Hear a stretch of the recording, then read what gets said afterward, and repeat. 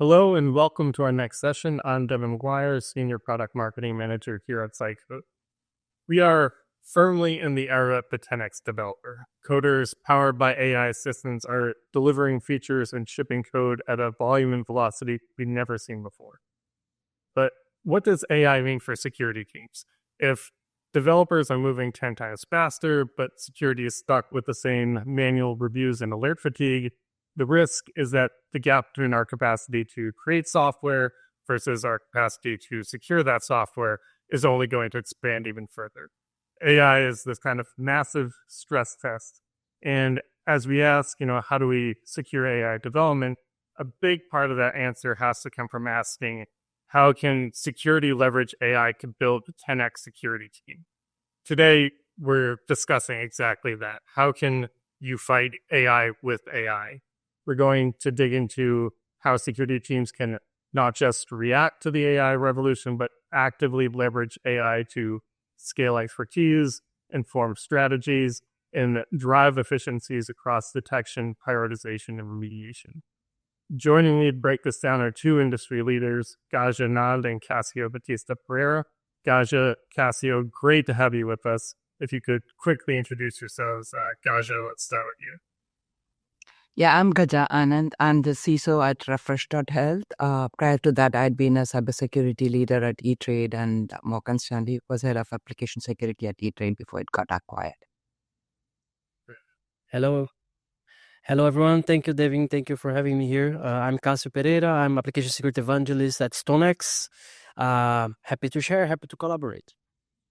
Great to have you both with us. So let's dive right in and start with kind of the state of product security. We hear this buzzword, the 10x developer, that Casio. In your experience, does that describe the reality? Are you seeing that increase in developer velocity? And if so, is that stressing traditional security approaches?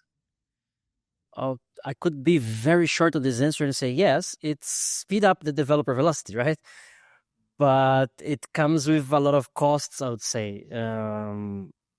To don't mention any tools or any kind of things, but we know that all the code generators, all these AIs, they also introduce a lot of flaws, right? They also introduce vulnerabilities, weaknesses, whatever is there.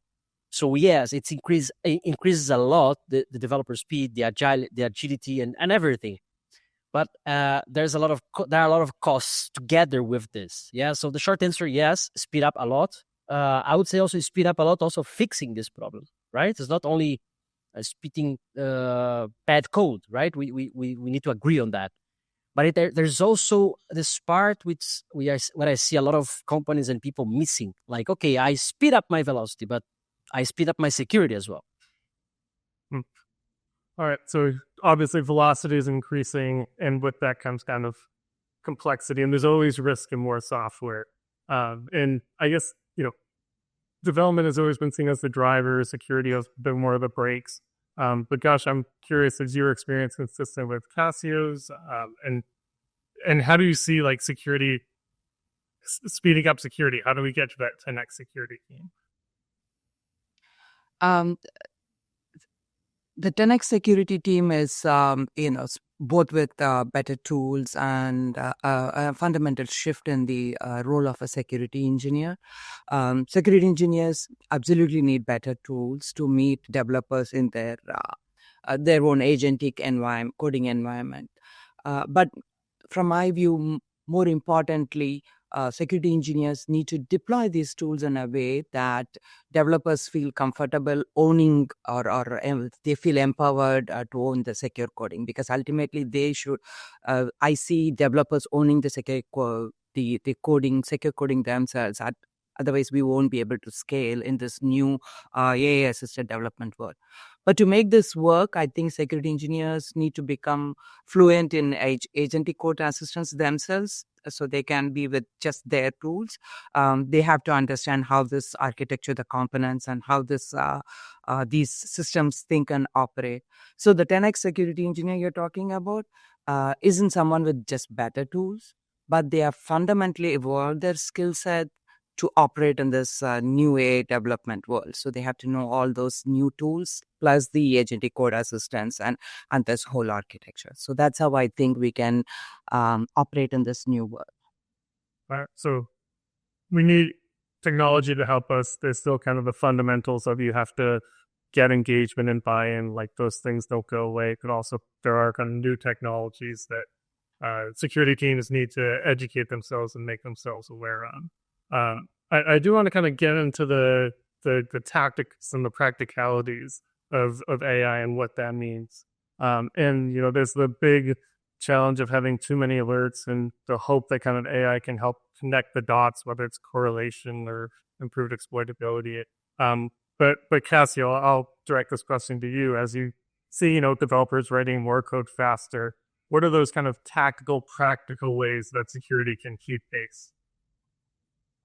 Yeah, even though I have this young face, I'm already old enough, and I was developer for 10 years to say that companies sometimes they miss the opportunity to do the right thing.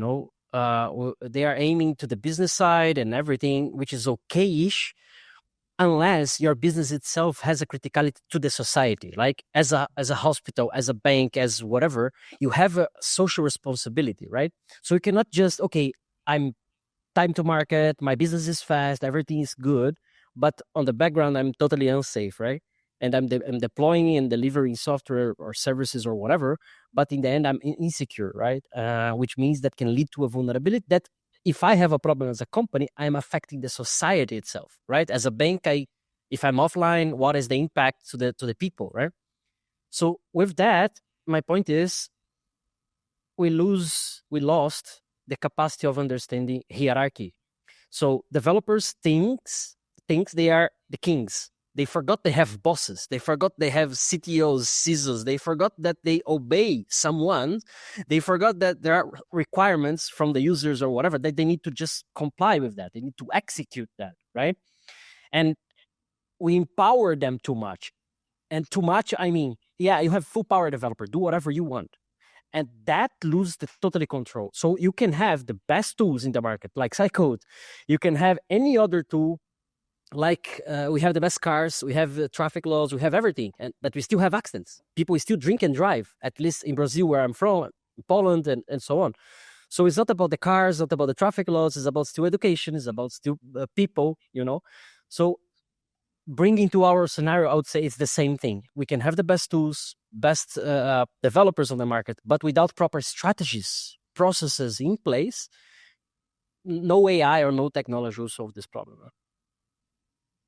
Yeah, so I mean, great tools only matter if you have great implementation, great strategy, people bought into it.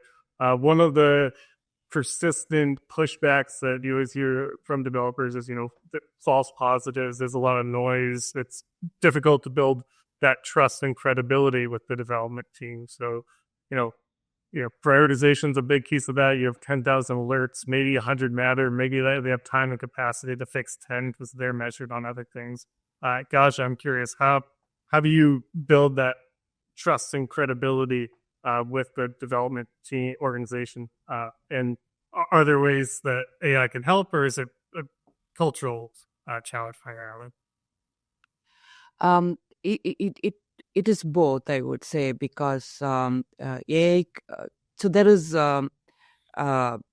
with AI, I think we will be able to feed data in our whole code base, and then in our asset inventory or the risk attributes that deployment runtime data. So all of this data feeding into AI, so it would be able, and then I'm assuming these better and better AI tools that able to pinpoint the vulnerabilities in a better way. But with all the other data feeding into it, these tools or the AI assisted tools could pinpoint the vulnerabilities to developers as to where the problem is and how they can go about fixing it. So, for example, if there are 50 different vulnerabilities,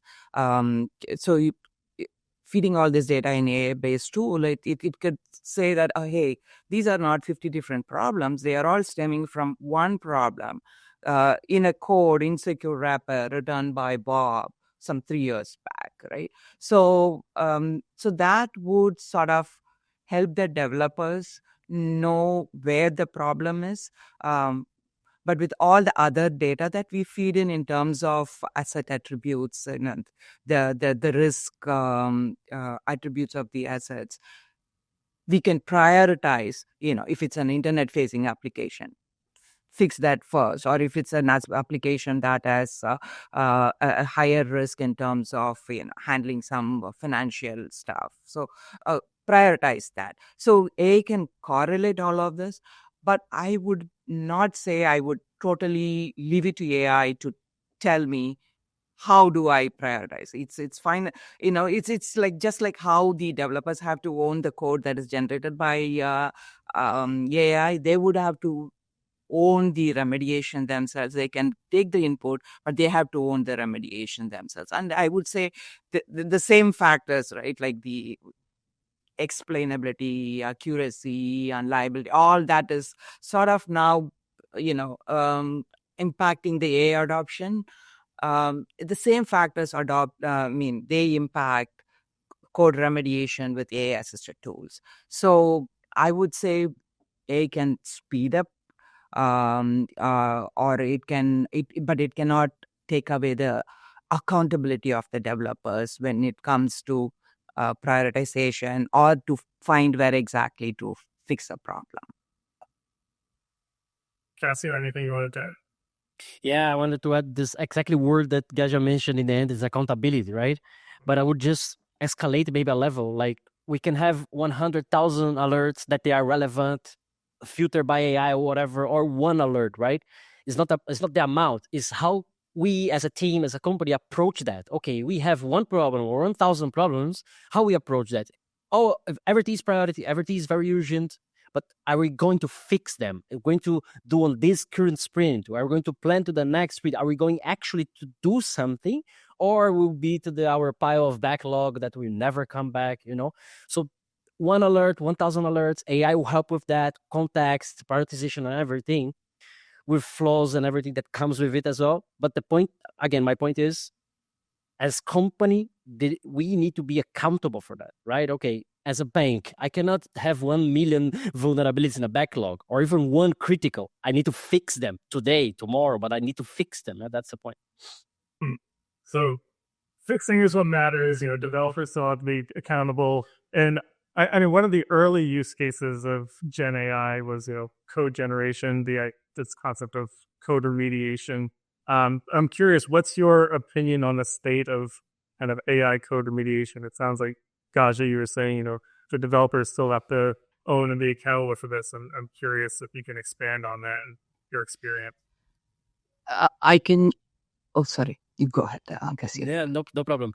I would use a meme for that from one of the code Gen AI tool that they were saying like, we generate trash code because we learned it from you. Which is basically true, right? Where they learned from the developers, from people. So the code they are generating is based on what they learn. It's funny, but it is reality, right? So the point is, again, the accountability part is, as a company, right? We can still make developers guilty of a lot of problems that we might have, but they don't develop software alone. Someone requires something that they would transform into code that will be deployed somewhere, executed somewhere, and so on and so forth. So everyone involved in the SDL should be accountable somehow of that software development, right? I used to say, to build the wardrobe, you need wood, right? So if the wood is good quality, tends to have a final good product, right? But if you have bad quality wood, you might end up with a bad wardrobe quality, right? So requirements are pretty much important for the software, right? Without the requirements, you don't have software. So the more we work on the raw material of the software, which is the requirement itself, the better we would have a final product, a part of the tooling, a part of the finding and vulnerability and so on. So again, generating code or creating code wouldn't matter much if all this is in mind. How I have a better raw material, so how I have a better product in the end, right? Interesting, Gaja. Your take? Yeah. So So your question about the experience with the remediation by AI is just, I agree with Casio. It's just as the code generated by AI code assistants. We have found that the new breed of tools, agentic code assistants, I'm sorry, AI code security assistants, ACSA. So those breed, as well as the agentic code assistants themselves, they can handle straightforward remediation like parameterizing SQL queries or like moving the hard coded credentials from the from code to environment variables, things where you have some sort of boilerplate security controls. They handle that really well. So the challenge comes when it requires nuanced, you know business logic understanding, or if it has the understanding of application architecture. There the results are mixed. That's why I think, just like SEO, we have been saying that developers have to review and take accountability. But it's already good that, they have some code which they have to review instead of them analyzing from scratch. So it's good they have the aid, but it's still, they have to be accountable for the code that they put in as remediation, and they need to do whatever testing they need to do before it goes to deployment. So maybe like gives a fast start, but it's not going to get you to the finish line, especially for some of these kind of more complex business logic type issues. Yeah, I would also add that, like, I found this the SAS and SCA scanner. That's where they get the list of vulnerabilities from, right? So in this new world, they can just integrate that. I would really recommend that integrate their SAS and SCA tools right in the coding assistant, so they can get their real-time validation of their remediation. So that would be a good thing. Like, developers have been for a long time resisting integrating these tools in their IDE. We had to really go after them to adopt those tools. But now they can integrate them at MCP servers, which is like on the background. It can automatically remediate their remedy. It can validate their remediation. Yep.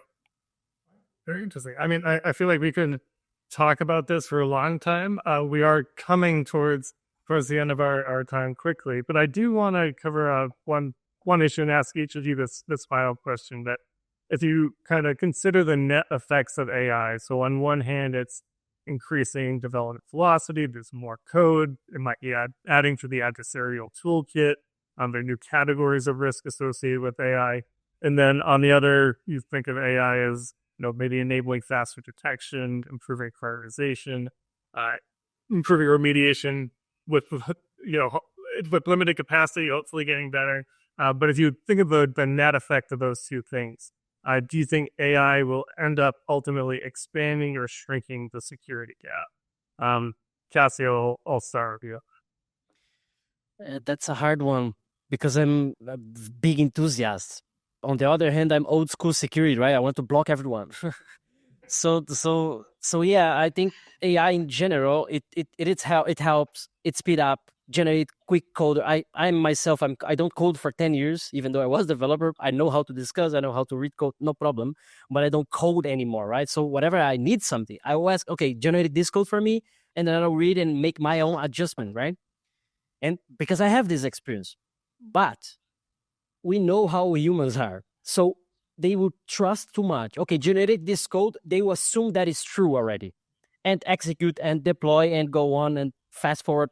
And then we have a problem, right? Just trusting. I was asking something quick for research I was doing, like stupid things about food. And it answered completely wrong about some basic stuff, right? So, but I have the knowledge. So, no, okay, wait, this is a bit wrong. So I could research, fix, talk to ChatGPT, like, okay, help me out, but you made the mistake. Oh yeah, actually you were right, blah, blah, blah, blah, blah, blah.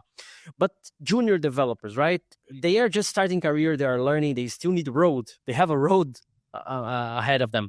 So if you don't have this filtering, this ping pong, right? You go back and forth to filter, to narrow down the results and so on, then that's the recipe of the disaster.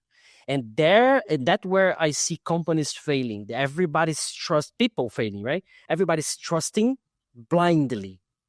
give the prompt, get the results. That's the true. If it's on the internet, it's true, right? So that is the problem. Again, it's not the technology itself, right? It's how we use it. It's how we use it. It's interesting. Gotcha. What's your take?